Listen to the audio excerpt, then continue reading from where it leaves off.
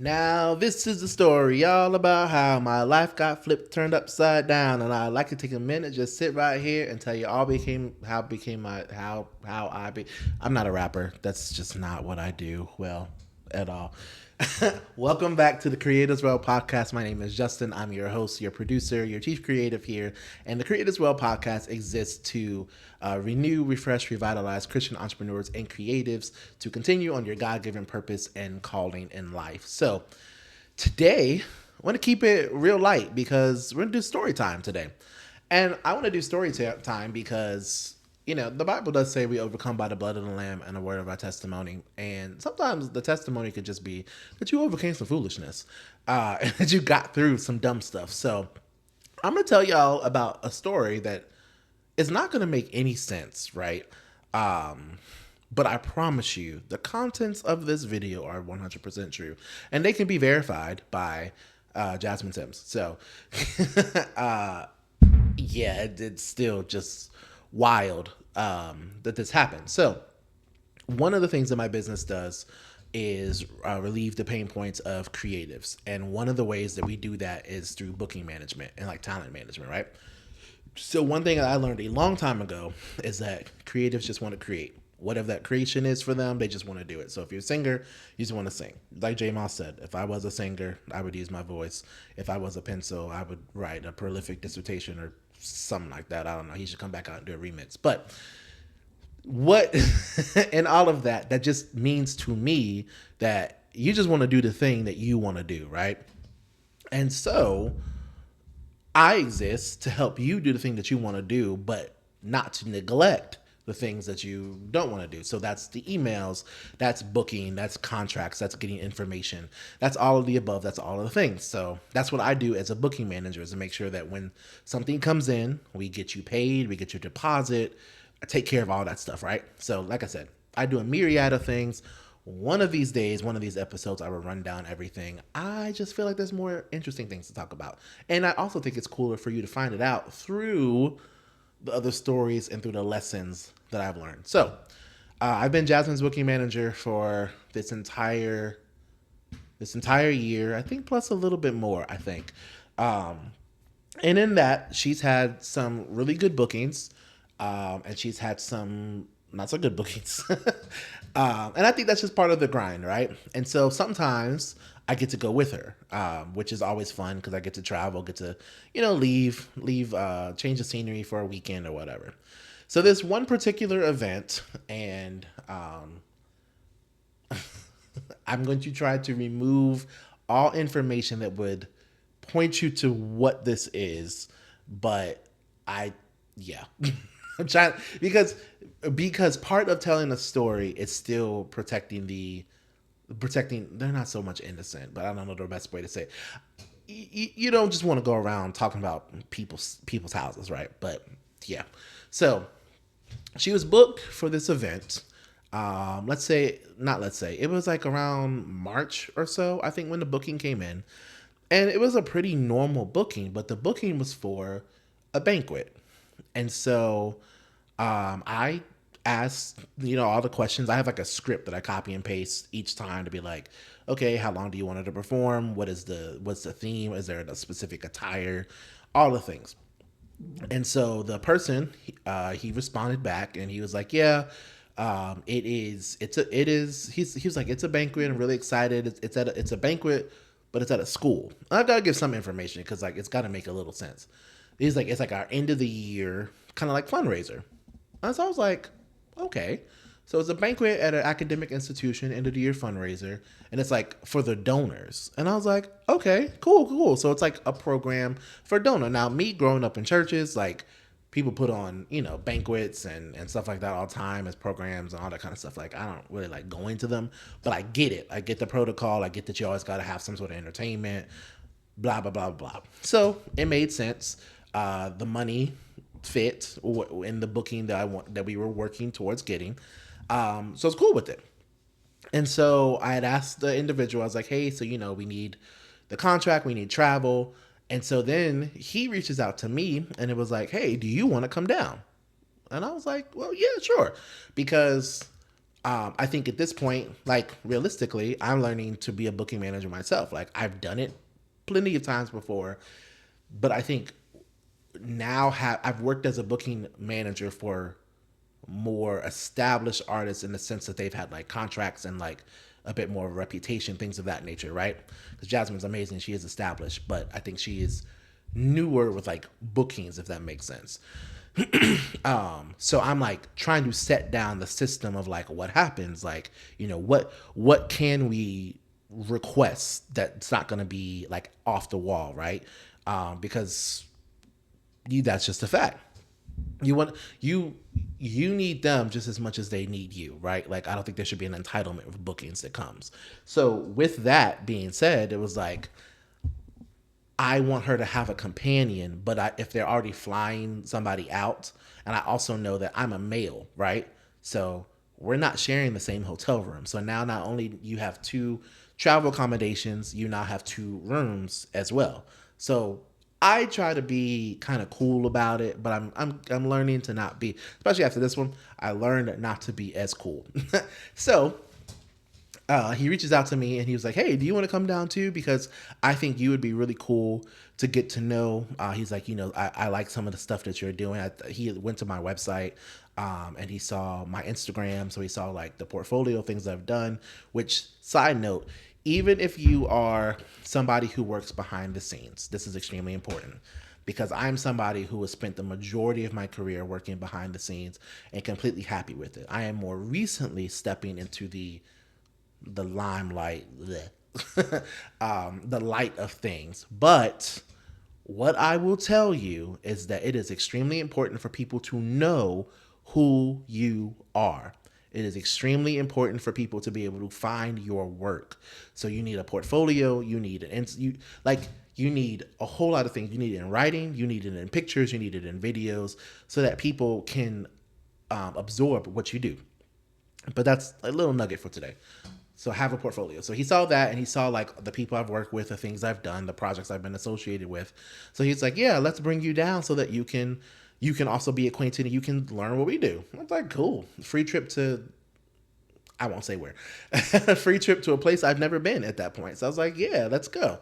And it'll make for what? More content for my page, more portfolio, so it all works. And because Jasmine lives in Milwaukee, and she's actually like we're actually friends, it's cool to go on the bookings because you get to hang out with your friend for free. So it's a cool trip. So I go on down to, or no, sorry, I'm skipping a whole lot of stuff because it's got to make sense. So I don't hear back from him for a while. Then it gets to be time that we're getting closer to the event. Now, I send over a headshot, I send over a bio, right? And I haven't heard back. So I text, I'm like, "Hey, did you get the information?" I also email, I'm like, "Hey, are you getting the information? Like, is this still happening?" Because the deposit hadn't been paid at this point. Now, in my mind, a date is not secured until a deposit is paid, right? That's me. Like, it does not exist. Like the limit does not exist. It's not on the calendar until the deposit is paid. The contract needs to be signed and the deposit needs to be paid. Because unfortunately, God is amazing and a God of integrity, but his people are not always that way. So you have to protect yourself and protect your client from harm, right? And so one of the things that like I've set automatic reminders, right? Because I can't remember everything. So it just starts firing off automations to him. And so finally he reaches back out, yo, you're like, you're pressing a whole lot. You're pressing a whole lot. And I was like, "I'm really not. You're not giving me my deposit. Should have known. Red flag number one, right?" But I was like, "Okay, cool. I'll lay off a little bit." And he's like, "We've had Kirk Franklin, we've had Jonathan Nelson, we've had who else did he name?" Like he just like did like the big name drops, right? But then that's red flag number like 1.5 for me because I'm like, on one hand, I think you're trying to inspire confidence in me. On another hand, I think you're trying to gaslight me in a way. So like I said, red flag 1.5, 1.75, however you want to call it. So then we go in. From there, we get closer to the event, and I'm like, "Okay, but it's a banquet." So Jasmine is a woman. If you did not know, she is a woman. So this is gonna sound sexist, but I promise it's not. Women tend to care more about what they wear than men do, right? Because like for a banquet for a man, you just kind of throw on a suit and that's it. For women, you've got dresses and shawls and heels and all sorts of shiny, shimmery, glitter, whatever. Like so many other things that come into play. So my thing was like, we need to get some information. So he does send the deposit. Sorry, it's all jumbled because it just none of it made sense. He finally sends the deposit. He books her flight. He books my flight, and he doesn't book the hotel. So the week of, it's like literally like that Tuesday before the event. So I'm calling. I'm like, yo, I was about to say his name, sir. I need this information. I was like, we can't come if you're not gonna send this information. Like, we need to know the hotel. Like, who's picking her up. Like, how is she getting here? Like, in the contract. So my contracts are thorough. I had someone tell me that I should have been a lawyer, and to be honest, I could see that, but I definitely could use the money. I was like, my contracts are pretty thorough, and I had them read and proofed by a lawyer. He was like, yeah, this is pretty ironclad. But it says you're responsible for their round trip transportation. It even specifies like what airlines you can and cannot book on. Ain't no Spirit or Frontier. Don't try to put her anywhere like that. Like, it's none of my clients are going on Spirit or Frontier. It's just not gonna happen, right? So I'm like, okay, no Spirit, no Frontier, round trip transportation, but also ground transportation within the city. Because one of the things, so nugget number 2 of the day, if you're booked for something, you want to make sure that your honorarium is your honorarium, not to survive while you're there. Your honorarium is for your performance, for whatever you've done, not for you eating there, not for you sleeping there, not for any of those things, not for getting around, not Ubers, none of that. In your contract, you need a per diem.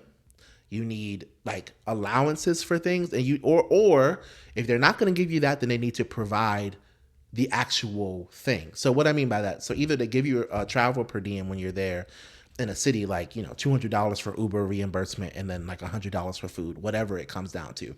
But don't take some small per diem, because here's the thing: if you get to New York City, for example, this is a good one. If you get booked in New York City, the Uber from JFK or LaGuardia or the train station to anywhere like in Brooklyn or like anywhere outside of Manhattan, and then for LaGuardia and JFK anywhere outside of Queens, it's gonna be about $100 because they do a tax and a fare on the airport runs and then all those things. So it's like, if you're only getting paid $500 for something because you're just starting out, and then you've got to Uber to the venue and then to your hotel and then back, you're losing about $200 to $250 right then and there. So therefore, you really only paid $250. And let's not forget that oftentimes they try not to feed you. So it's really down to about $150, and then at that point, you probably had to pay some sort of deposit or some sort of parking fee or something else. So you probably went for free. So again, I'm giving you all like, and I'm going to try to do one day like a a recording or something for booking agents or artists, just to think about this stuff, right? Because I can't be everybody's booking manager. I can't. I can't. I just can't do it. It's got to make sense. It's a lot of work and not a lot of money. I love my people, but it's just a fact. Like, it's the way that kind of stuff works. But for me, I had to care about you enough to do the work. It's self-sacrificing. So when I'm sacrificing for you, I also need you to not be sacrificing on yourself. So I need you to get the most that you can get, so I can, at least if I'm sacrificing, you're not going to be sacrificing too. Like, that just doesn't make sense. So back to this. So I'm talking to him. I'm like, we need ground transportation. We need to know how she's being picked up. I need to make sure that she's being taken care of, because again, she lives in Milwaukee. I live in Northern Virginia. So our flights are not going to coincide, right? Like, you can try to get them close, but he didn't do that. Like, that's the other thing. I told him, I was like, can you get us to arrive at the airport basically at the same time? And he was like, yeah, but then it didn't happen. So she got there like hours before me and things of that nature. So then I'm telling him all these things, and he's like, oh, that's good information. I should include that in my contracts. You can't tell me that you had Kirk Franklin and you didn't do this. You can't tell me that. You can't tell me that you had Jonathan Nelson, Jonathan McReynolds, all of these people. Who else? He had? Pastor Mike Jr., the Clark sister. Like you can't tell me that you had the legendary Clark sisters, the first ladies of gospel music, and you had them sitting there waiting for an Uber. I refuse to believe it. I refuse to believe it. So now I realize in this moment, red flag number two, at 2 through 7 at this point, I am now teaching this man how to do his job, and I'm like, why am I teaching you how you should be taking care of your program? But I'm like, whatever. Then another thing dawns on me. There's no flyer. I send you a headshot. Generally, you put that headshot on something, in a program or whatever, but there's no anything. So there's no information. So I start to realize I don't really know where I'm going. I don't really know where Jasmine's going. Then I ask him, I say, well, what's the dress attire? He says casual. Banquet and casual don't sound good. That doesn't go together. You know what I'm saying? Like, black people like to dress. We like to put it on. We like to put that thing on. And banquet, formal banquet, and casual do not go together. So I said, by casual, do you mean like not after 5, but like formal attire? It's like maybe like no suit, maybe no tie, maybe no vest, but just like suit, jacket, shirt, right? And he was like, no, you come in jeans. Excuse me? I was like, my parents would not be okay with that. And Jasmine was, so I'm texting her like, apparently it's casual. She was like, excuse me? Like, I'm like, we're all confused here. none of us know what's happening. And so finally, we straighten out all of her transportation. We straighten out everything and how it's going to go. We straighten out how she's going to get there, who's picking her up, and all of that. I also make sure to tell them, because this is another thing, artists, make sure that the hotel has your name on it. Because most of the time when you make reservations for a hotel, you have to put the name of the person who's paying for it, or something of that name, right? So you oftentimes put like the point of contact down there. But if the artist gets there, if anything happens where the artist gets there late because of, flight stuff or whatever happens, maybe the artist was supposed to get there at 7 p.m. and because of some sort of delay, now they don't get there until 4 o'clock in the morning. Are you really going to be up to check them in the morning? You're not. So put the artist's name on the hotel reservation so that he or she and their managers or whoever can check in with their identification and pay the incidental fee, pay for everything. Like, it grinds my gears when I send somebody somewhere or I go somewhere and they're like, okay, sir, you got to put a card down. What if I'm not prepared for that? The Lord be good, but my bank account isn't flowing with milk and honey. It's like 2% milk and like Giant brand honey. Like it's not giving full abundance. It's just giving like, hey, more than enough. But that doesn't mean I can handle like a $399 charge at random. Like, you see what I'm saying? And then for somebody whose livelihood is artistry that's not always booked, they don't even have a paycheck that is coming in. And that's a lot of the talent that you're booking. And even some of the big names that you wouldn't even know are struggling financially. So now you got them in here. Now you like them looking crazy at 4 a.m. Can't check into their hotel, and you're gonna wonder why they mad the next day because they slept in a rental car, they slept in an Uber, they slept outside in the lobby. So all those things, just get it together, people of God. Like, we had to do better business, but they took care of her. They paid for the incidentals. They did everything. That's fine. But so my rule is before she gets up, before any of my artists get up, they are to be paid the remainder of whatever balance it is, right? And so when when Jasmine got to the hotel, Jasmine was paid the remainder of balance in cash. Now, I just looking back at it, I was like, why do you have that much money in cash, right? Like, I don't want to put the price information out there just in case you want to book her, because the price be changing. I base it upon what's happening. But I was like, why did you put that much money in cash? Why? But that's very important. Remember that he paid that in cash. So then I just get there and whatever. I go to the room. I think I had like 2 hours before we needed to go.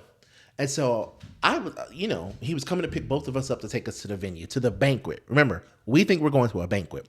So I said, what time does it start? He said, well, sound check is at 7. No, sound check is at 6. I said, I thought the event starts at 6. He said the event starts at 6:30. A sound check is only 30 minutes. Now, for Jasmine as a poet, that's more than enough time. But he told us there were two other reputable artists that we know, one being a singer and one being a comedian. And the comedian could also probably be really quick. But the singer was gonna need some time because singers need time to check their levels, make sure the band is together. Like, there's a lot of stuff that needs to be done when it comes to music and musical sound checks, right? And so I'm sitting here thinking, okay, so you're gonna get us at 6. The sound check is at 6, or the show starts at 6:30, but you're picking us up at 6. So how long does it take to get to the venue? I hope you guys are starting to see the problems I'm seeing. Because the original itinerary he sent me, it didn't have any of this. This information was not what he was telling me that day. And I'm like, so you want us to leave at 6 and it starts at 6:30. I did not MapQuest. Wow, that sounds old. I put on Apple Maps. The place was 27 minutes away. So we're going to make it there at 6:27 if we leave right at 6 o'clock. The event starts at 6:30 and we're all coming from the same hotel. Do you all see the problem here? So we get into the Sprinter van, which was not a Sprinter van. It was actually just an SUV. And we had a driver, and the driver tells us that he's taking us to the event. And so Jasmine and I get in the event. We get in the back. And then the comedian and the comedian's manager get in. Now, the comedian is dressed in basically a tuxedo. Jasmine and I look at each other, and we both look at him and his manager, and we bust out laughing. He says, where y'all going? I said, I think the same place y'all going. He says, y'all not dressed the same way we dress. I said, no, you're not dressed the same way we're dressed. So we're laughing, and the driver is in like, okay, so the place is down south, so that has to give you some context. He's in like just a regular polo and some like blue jean shorts, looking like kind of country, like something like, and with like the sandals, the Jesus Jordan ones. And I was like, what? Where are we going? Like, Jasmine and I are business casual dress. I was about to say his name. The comedian is like formal dress. So he was like, can I run upstairs and get some other clothes? Like, and the guy was like, no, everyone's dressed like me. So we're all like, well, we need to get out of our, like, we don't fit. This makes no sense. And so then we start talking to the comedian. He's like, so when are you gonna be up there or whatever? So the comedian shows us the flyer. We didn't get the flyer. So the comedian tells us stuff about the program that we didn't know. But we start telling the comedian stuff about the program that he didn't know. So we're all confused. Like, everybody is like, are we going to the same event? And the driver's like, yeah, I'm taking y'all all to the same place. We're like, but you can't. You can't be, because none of us know the same thing. And he just starts laughing. He's like, yo, this is so, person's name. He's like, this is so like him. And we're like, this isn't good. This is not funny. And so, long story short, like, we get there, and as soon as we pull up, so I'm asking the driver, sorry, right, last thing before we pull up. I asked the driver, I say, so, I was like, so the sound check, is this going to happen?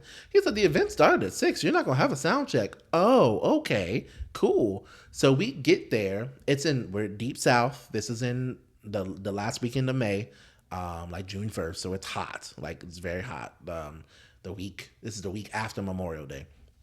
And so it's very warm outside. It's just, yeah.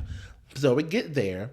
And we pull up, and we walk outside, and like a security card comes and basically grabs Jasmine. It's like, we need you to go on stage now. Whoa, no. And I was like, wait, no, cool out. Like, can we go to the green room? Like, this is not okay. And so Jasmine's like, no, what? Like, and so the comedian was like, you can't do that to her. Like, whatever. And then he said, wait, are you in the program? And so he didn't realize that we were on the program. So he said, I don't have your bio here. Well, I have a bio. So we send him a bio, right? Like, when I tell you, get it, like, just craziness. So we go inside, we get her a bottle of water. The bottle of water is warm, which is important because there's no air in the gym. So yes, the banquet is happening in the gym. So you might be thinking, no, it's not that bad, Justin. You got to do what you got to do. Well, there's no tables. Everybody's eating on a plate on their lap with random utensils, and there's an ice sculpture that's melting because while you're in a gym with no AC in Georgia, not Atlanta, just I don't want y'all to do Googling stuff, but like you're in Georgia and basically what is almost the summer in one of the hottest states in the United States. It's humid and muggy, and y'all got an ice sculpture. So you spend all this money on an ice sculpture, but y'all can't rent tables and chairs for the people to eat on. Then I found out because we had talked about like, so Jasmine is vegetarian, or she be doing weird stuff. The pescatarian. So we had put that on the rider, like she only eats seafood at this point, and he was like, "Yeah, but we'll put you a plate aside."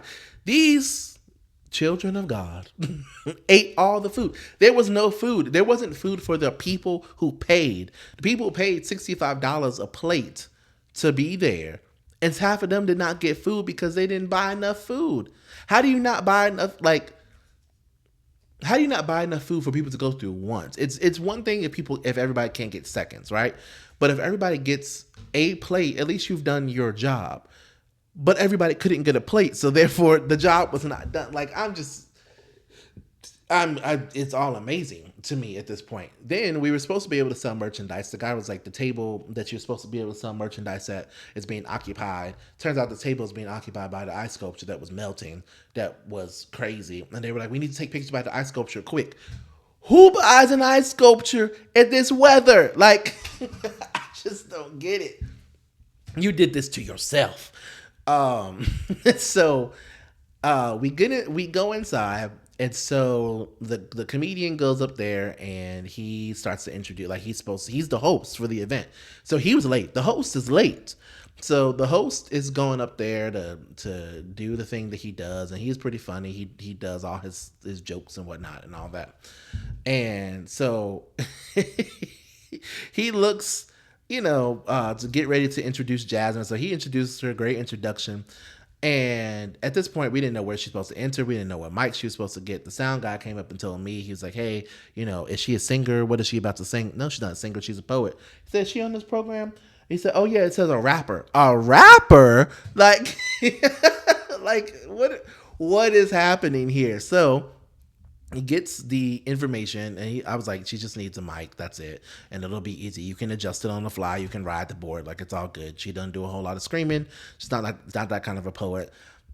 It's fine. So the comedian goes, welcome to he's about to say stage. He goes, the court. Because, again, we're in a gym. There's no stage. There's no platform. We're just in a gym. It smells like a gym. It looks like a gym. People got food on the floor. It's just crazy. So she walks on up. She does her thing. She blows their mind, like just normal, right? Like they loved her being there. And so after that, I was like, well, I don't know what we do now, but we wanted to hear the singer. So the singer is somebody who is well known. And I was like, it would be a good idea, Jasmine, if you get a picture with the singer, because, if she likes you, she could help, support you or whatever. But the problem with that was that the singer didn't know that Jasmine was coming. It's like that Cat Williams thing. Like, Jasmine was like, I know I'm coming. They know I'm coming. Like, it is what it is. But the singer was taking a long time to show up. So then I found out that the singer had been there the whole time. And so we're like, can you get the singer? Like, everybody's waiting. Again, it's hot. There's no air in the gym. The ice sculpture is all but melted. We've only had water. There's been no food. Like, we're ready to go. And so we find out that the singer is stalling from coming. So we're like, the singer's being a diva. That's not good. This isn't like, we're annoyed with the singer, right? And so the comedian goes up there and literally is being forced to put on an entire extra show. Now, the manager is sitting next to me talking about something. I'm about to add this to the invoice. This is per extra minute, per extra hour, per extra whatever. I'm like, ooh, that bill is about to be ran up. That's not about to be good. And so I'm like, glad it's not me. Like, it ain't going to be me. Like, I'm going to do, like, we got our thing done. Like, our Jasmine was paid. All was well with that. But I'm just like, ooh, this isn't good. And so the manager, she was like, mm-mm. And she's calling the talent agency or whatever. She's like, this artist, he's doing this, he's doing that, he's doing whatever. And I'm just like, eh. And he's singing songs with the crowd, and the musicians for the singer start playing random songs. He's singing random gospel songs, talking about some presence of the Lord is here. Got the people up and dancing, literally up there for another 30 minutes. And so I'm like, okay, what are we gonna do? So I went to go try to get some answers. The man that has been contacting us is sweating bullets. So I think it's just because it's hot. But then quickly I say, you're not stressed because it's hot. You're stressed because something's wrong in this moment. Turns out he doesn't have the rest of the money for the singer. So the singer is sitting in her Sprinter van just waiting for business to be handled. The singer posts on Instagram and says, City in Georgia, I'm here. I'm just waiting for business to be handled. The singer has now outed the entire thing. I'm just sitting here waiting for the aftermath to happen. Because I'm like, well, somebody at some point gonna go on Instagram and somebody gonna see it on the singer's story, because people are looking for the singer. They really came for the singer. They didn't know Jasmine was coming because she wasn't on the flyer. They knew the comedian. Some people had a flyer with the comedian. Some people didn't have a flyer with the comedian. So some people, half the people knew he was coming. The other half, it was just a pleasant surprise. But everybody was coming for this singer. Everybody wanted to hear her. And nobody got to hear her. So the musicians got up, packed up their stuff, unplugged amps, unplugged cords, unplugged cables. I said, I don't think they're going to be singing. I don't think that she's about to come up. And so the man locks himself in the green room, which is a classroom with it's like an elementary school. So there's like the little window that you could see into the room. And I'm like, we can see you. You're not hiding for real. Like, you may not be out here with us, but people are getting mad. So people are now like walking out, they're leaving. Because when you see the band leaving and when you see the comedian give up, you're like, I don't want to be here anymore. It's hungry. I mean, it's hungry. I'm hungry. It's hot. Who I came for doesn't seem to be coming. And so he's out here trying to blame, it's her, she's being a diva, she's being that, whatever. I guess word gets back to her Sprinter, she make another post. I am not being a diva. The allegations made against me are not true.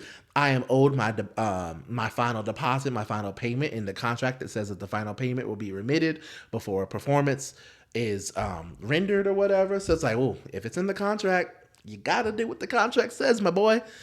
And so I'm just like, yo, this is craziness. And in all of this, we're just sitting here, and so people are walking out. People are banging on the doors that go by. You son of a bleep. I'm like, wow. And it wasn't really God's house because it was a gym, but he's everywhere. So God's gym, cool. So people were mad. People were just it was giving ghetto. It was giving ghetto. And so people were like banging on. So then he got in his car. So I'm like, how can you leave your own event? That's crazy. So people start knocking on his door and like demanding refunds. And they're like, you need to give us our money back. You need to do this. You need to do that. Blah, blah, blah, blah, blah. I waited for all this time. My mama's been wanting to hear this person. My grandma been wanting to do this, my that, yada, yada, yada, blah, blah, blah. And I'm just like, ooh. Well, this is a bad time for me to ask for our dinner reimbursement because you didn't feed us. So we're hungry. And at this point, us and the comedian tell our driver, just take us back to the hotel because nothing's about to happen here. And they shut the entire event down. So the headliner does not come out. The Sprinter van literally drives off. Once the last musician gets in, the Sprinter van drives off. And do you know, so I told you the cash was important. So he says, I just needed her to wait till midnight so my cash advance limit or cash limit would reset. I said, you were paying everybody in cash that you have to deduct from your personal account? You know there's a limit to that. Well, I didn't think the limit was going to be that much. I've never had to withdraw that much cash. I said, did you pay Kirk Franklin in cash? He said, yeah. I said, well, I can guarantee you. I know some of the honorariums that he's been promised at some places, and I can guarantee you can't pull that much out in cash. Like, so you're lying. Like, this is crazy. So go back to the hotel. Driver drops us off. We're laughing the whole way back. The driver is laughing too. He's like, "Yo, this was wild. This was crazy." And we get back, and then I went to order food because this it's a smaller town. Um, it was Savannah, Georgia. I don't think that's really that important. It was Savannah, Georgia. We got to there, and so like everything was closing down. It was a Friday night, and it just things were like ready to close. And so I'm just like, yo, like, what are we gonna do to eat? So we were gonna go to Texas Roadhouse. That felt like that wasn't gonna end well for us. Um, so we just ordered Uber Eats, and then the Uber Eats driver canceled. And so I'm like, what are we gonna do? And then this is I take responsibility for this one because I believe in taking the free airport shuttle. So I saw that the hotel had an airport shuttle, but in this small town, the shuttle didn't start running until like 10. And I'm like, my flight is at 7. So we got to book an Uber, which means I need to book the Uber tonight because calling an Uber here does not feel safe or reliable. And I'm not getting stuck here. I want to go home. So had to pay for an Uber for myself and Jasmine to get back to the airport. The airport was so small. Got through it in like 10 minutes. We're just kind of sitting there reminiscing on the night before, just laughing. And I'm just like, literally, this was insane.